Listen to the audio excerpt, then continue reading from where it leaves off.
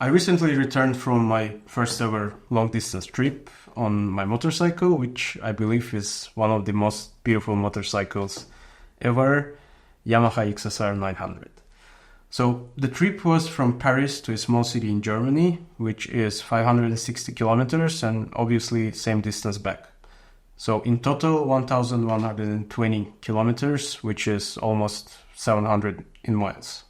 And although some people may say that, oh, but that's nothing compared to, I don't care. For me, it was the longest trip ever I've done on a motorcycle. So I thought it would be nice to share my observations, suggestions, or maybe even tips that hopefully will be useful to you if you plan to make long distance trip. Make a proper examination of your bike. And when I say examination, I don't mean making circles, looking closer to your bike while trying to look smart.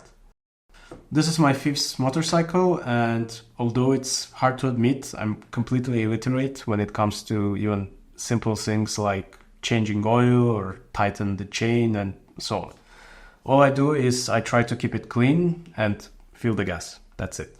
So if you are someone like me, book an appointment 10 to 7 days before your trip in one of the service centers or any other places where you usually service your bike. Why this much in advance? Because in case if there is anything new installed or changed on your bike, you're at least having the time to test it a bit and see if it works properly. I did mine a week before the trip and I was pretty straightforward in the email. It's my first ever long trip on a bike. Can you please check if there is something that might make it my last trip? Obviously, there is always a chance that some people will want to rip you off. So at least make sure you go to a place where they care not only about your money, but also about your safety. In my case, I think I won a lottery because I'm living in Paris for only 1 year and I got this motorcycle very recently and have no idea which places are good. So I just Googled some places near me and chose the one with good reviews. They checked the system, confirmed that the battery is good, changed the back tire and brake shoe, oiled the chain and added cooling liquid. Do I think they ripped me off? No, absolutely no. I bought this bike 2 months ago with 43,500 kilometers, which is 27,000 something miles, and never did anything on it. The back tire was visibly bald, so I think it was honest examination and work, and if you're in Paris, I definitely recommend that place. So the next suggestion would be pretty simple. Know your bike a little bit better. Tire pressure. Do you know what is the one you need for your bike or even for your weight? Or if you never knew how long it can go on a single tank, that's exactly the time to Google it and find out when the system starts to signal about low fuel. Is it 20 kilometers before it dies, or maybe even 50? That's a small detail, but it becomes very crucial when it starts to indicate low fuel and you don't see any gas stations near and you start to feel anxious because what if you won't make it before it dies? You probably never thought about it, but you're doing similar things every day. For example, with your smartphone. You know how long it takes to fully charge. You know how long you can use it before you actually need to charge it. And based on that information, you plan the use of your smartphone throughout the day. So do the same thing with your bike. Take some tools with you. And I'm not saying have a toolbox or fill your entire back with screwdrivers. No. Again, know your bike, try to examine it and see what size of screwdrivers or Allen keys can go with majority of bolts you have on your bike. Yes, maybe you're not a mechanic, but come on, tighten some bolts. I'm pretty sure you can do that. Chances are pretty high that you will need them because on a long distance trip, your bike will vibrate longer than usual, which might make some of the bolts loosen a bit. For example, midway, I realized that my phone holder is dangling and there is one small bolt in the center that I needed to tighten a bit. Thankfully, I asked for help in one of the gas stations, which is actually another suggestion to ask for help when you need it. And you can do this in case if you need a tool or something else that you don't have with you, but you really need. By any chance you have a Allen key? I have everything. What do you need? I just need this one, but smaller. Okay. My phone holder is dangling all the way. I have this one. It's dangling. Yeah, it's just this one. Oh, navigation.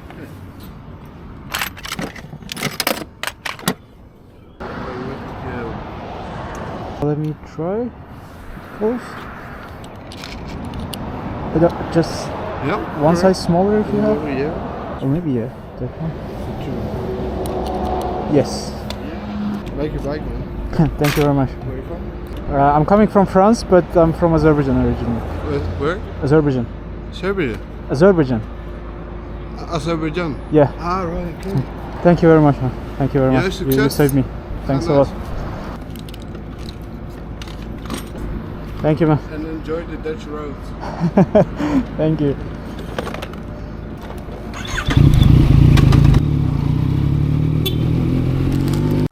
When packing, I followed the advice of traveling as light as possible, which was kind of hard for me because I had to work from Germany. So I brought my work laptop, my personal laptop, my camera, batteries, and some clothes to change, which wasn't that light, to be honest. First 100 kilometers were okay-ish, but then my shoulders start to hurt. And that's exactly where I found out that if you loosen the straps, backpack kind of sits on the back seat of the bike, and I didn't feel any weight on my shoulders or my back. So basically it was sitting like a second passenger. Just make sure you close the front part because loosened straps might fly around on a higher speed. Of course, if you can buy additional storage boxes, good for you, but that was kind of a trip on a budget for me, so I skipped that part. Also, unless if you are planning to make a trip across the desert, don't fill your bag with tons of snacks, 5 gallons of water, and so on. I took only 1 bottle of water and 1 protein bar because there are enough places where you can buy food and drinks, like all the gas stations, which is one of the topics I will cover further. Make sure you check the weather, not only in the city where you are starting your trip, but also throughout the entire route. I use this website where you put your starting point and destination, and it shows you weather in every city you are going to pass.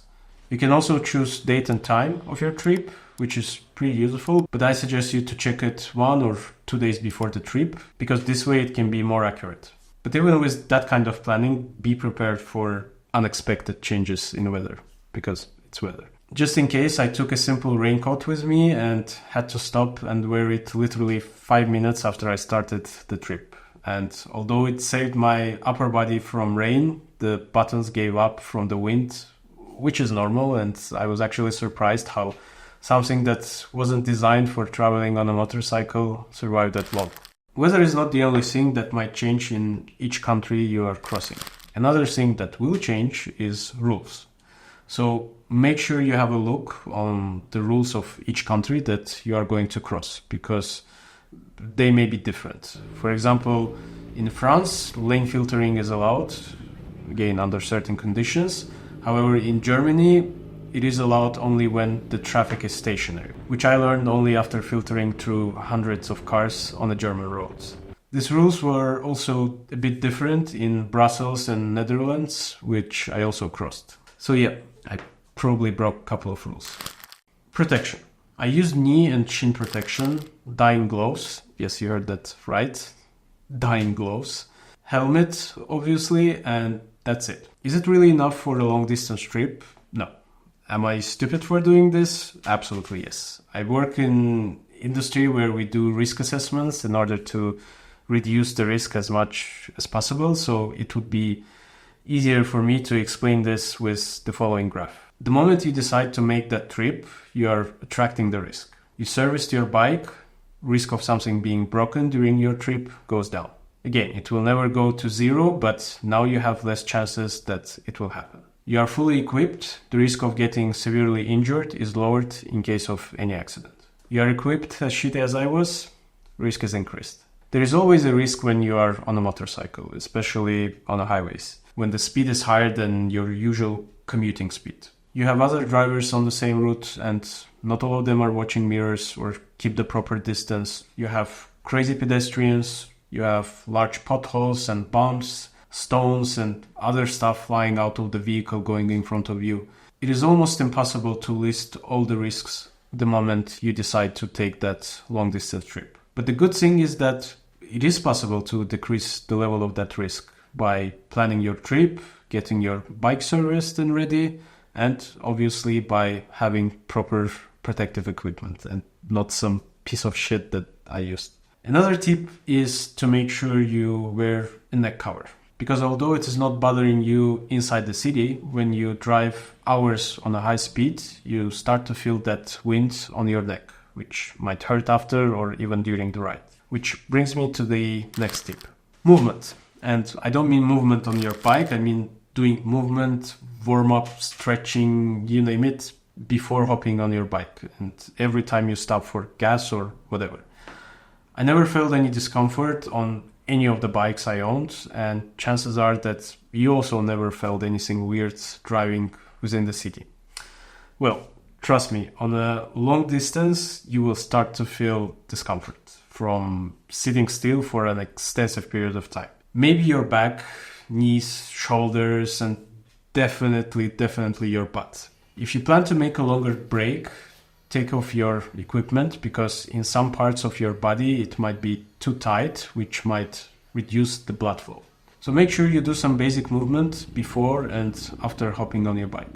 You can do it while you are waiting for your coffee, you can do it while you are filling some gas. Whenever it is, make sure you do some stretching and some movement, and trust me, your body will thank you later. Another thing to do before hopping on your bike, every time you stop, is to make a quick inspection. And no need to be professional on this one. Just make sure your tires are not flat, you have no visual punctures like nails or anything else that is sharp sticking out of your bike. Check the surface underneath your bike when you just arrived to see if it's clean, and then after you're done with eating or whatever, come back to see if nothing is leaking and there are no fresh dark spots underneath your bike that you didn't see before. I mean, just take a look. It's better to spot something unusual in a gas station than finding out the hard way when you are driving on a highway. Speaking of gas stations, there are plenty of them you will see. I don't know if it is the same in all countries, but I like that when there was a sign saying that you have a gas station or a place to eat, you also had a sign below it indicating when you will see the other one, if you missed this one.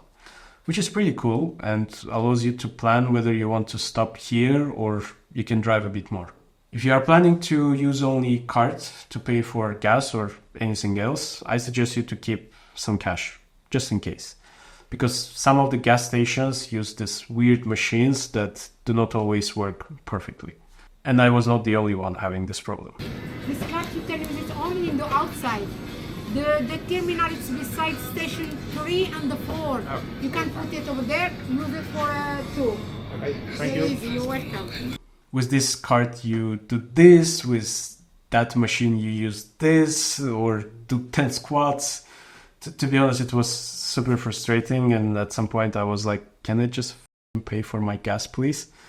And in one of the stations in Brussels, one of these machines took 120 euros from me for 22 euros of gas, and cashier at the counter told me it's a caution and the rest should come back, which so far didn't happen because the intermediate bank can't do it immediately and it takes 30 days for that caution to come back, and God knows if it will come back at all.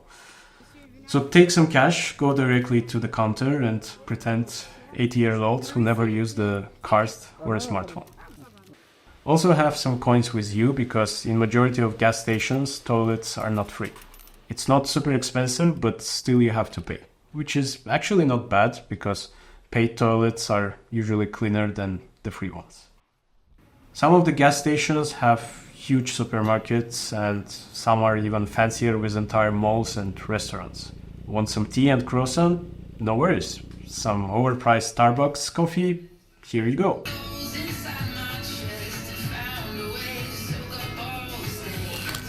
Paid highways. That was something new for me.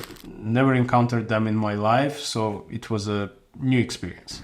Nothing complicated. You approach the machine, it usually automatically gives you a ticket, and then you just drive through it. Then you pay at the end when you exit the paid part of the road. So, couple of tips for that one. If you're like me and you never encountered this type of roads before, think about having some easily accessible and also safe pockets where you can put that ticket. Because if you lose it, you will pay way more than the initial price. I was still wearing the raincoat when I approached the machine and couldn't find an opening to put the ticket, and got pressured with the fact that I have cars behind me and the rising arm already open because I already took the ticket. So I just put it in my mouth and drove to the parking space, which you will usually find right after you pass through the entrance. If you're like me and it's not your first day on a motorcycle, but it's your first long distance trip, then keep in mind that you are going to drive on a roads that are not familiar to you. There might be paid roads on a specific highway you decided to use, or some works directing you to incoming traffic with shitty surface, unexpected turns, and many more. So keep that in mind, try to pay attention to the road signs, but the best option I think is to combine that with GPS app. I used my smartphone and app called Waze, which is free, and to be honest, I was positively surprised to see how good something that is free can function that well. I connected one earphone, so every time there was something on the way, it would tell me, because otherwise you can't hear anything because of the wind. And looking at the screen all the time is also not an option. So one, not two, Bluetooth connected earpiece works pretty good. It gave me information about radars, police on the way, potholes, cars that stopped on the side of the road, and even small objects that I really encountered exactly where it was telling me to be careful. Maybe there are better options, but I used this one and it performed way better than I expected. Also, try to install USB port to charge your phone, because your phone is going to be on basically all the time, using GPS and Bluetooth for the earpiece. So battery might drain a bit faster than it usually do. My Samsung Galaxy S23 survived roughly 3.5 hours before turning off, and I wish I had a USB port, because I had to use power bank connected from the inner side of my jacket, which, trust me, is not the most convenient way to charge your phone on any distance trip. Even with the best GPS app, there is a high chance that you will miss a turn, or maybe even two. Because as I said, you are going to drive on roads that are not familiar to you and you never used them before. Make sure you don't panic. Keep an eye on the road, your mirrors, and not solely on your GPS. I kind of learned that the hard way and got almost hit by a car, because my first thought was to stop on the side of the road as fast as possible and look at the GPS, so I forgot to check the mirror, which is completely my fault. So if you miss a turn, do not panic and think about safety first, because in the majority of cases you have a possibility just a few kilometers further to make a turn and return back on track. And whoever was in that car, I'm really sorry. No matter how fast is your bike, you are going to drive faster than usual. And even if there is no wind at all, you will create one by moving fast. So one very important suggestion that I'm happy to discover it the easy way is to close your visor. Anything above 80 kilometers per hour will make you a killer of hundreds, if not thousands of flies and bugs. And trust me, if you are going to kill them, you want at least do this with your visor and not with your mouse, or even worse, with your eyes. That was my headlight after first 200 kilometers, and that was my visor nearly every time I stopped at the gas station. That's gross. By the way, luckily I never experienced that before, but visors are pretty useful not only against bugs, but also from debris that might come out of the vehicle going in front of you. Another thing related to wind is passing next to big trucks on a high speed. When the wind is strong and you drive next to this kind of trucks, they kind of serve as a barrier between wind and you. And the moment you pass the truck, obviously no more barrier, and you get sudden hit of that wind, which sometimes can be strong enough to change your direction or even make you fall. which actually happened to me before on my second bike, but luckily in the city with low speed. Tricky thing with the long distance trips, and it may sound even a bit scary, is that you won't be able to focus 100% on the road. Because sometimes it gets so boring, monotonous, just a straight road for a very long time. Nothing is changing, no buildings, nothing. Just you and kilometers of boring asphalt. So your brain gets into the wandering mode. Your eyes are on the road, but your mind is somewhere else. You are not paying a full attention, and then you might have a car changing the lane in front of you and you get suddenly scared. Like here, when I review this footage, there is absolutely nothing scary about it. But when you are in the wandering mode and something like this happens, your brain quickly switches to the focus mode and you get that weird feeling that you almost died. And blind zones in somewhat empty roads is a real thing. Keep that in mind. I was driving like this for maybe 5-7 minutes, and I swear throughout this time I didn't see any car in my mirror. And then boom, it appears out of nowhere. Also, if you need to stop on the side of the road because you can't wait until the designated stop, at least make sure you stop as close as possible to the metal barrier and not just crossing the line thinking that you are out of the road. If you know it will take more time to fix your gear and stuff, I would even suggest to jump over that barrier and do whatever you need to do on that side, just to make sure you are safe. And that wandering mode actually leads me to the last suggestion. It's completely optional, but try to use an action camera to film your trip.